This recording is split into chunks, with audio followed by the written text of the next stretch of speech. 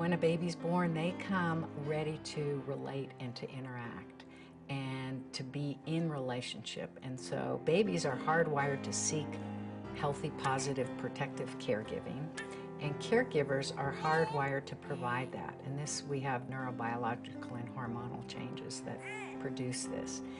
That's to support and develop a healthy, secure relationship. So we talk about what babies need to develop that, and they need someone that is responsive, that keeps them safe, that helps them with develop self-regulation. So babies are born not being able to regulate their own temperature, their sleep patterns, when they eat, when they get changed. They learn that by being co-regulated by a responsive adult that responds when they cry, that feeds them when they're hungry, that changes them when they're wet.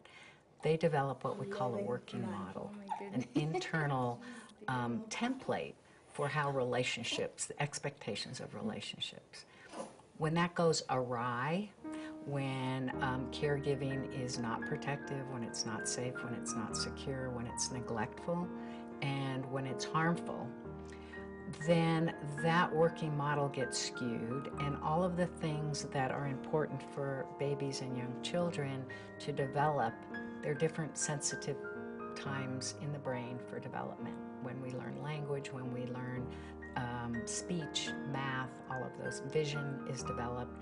And if those aren't being utilized at that time, then we lose the capacity. So for language, babies are born with the capacity to make any kind of sound and learn any kind of language. Over time, if they don't hear and use certain sounds, they're not going to speak Japanese. They're going to speak English or Spanish or French. And it's much harder to learn it later on. I don't know if you've ever tried it.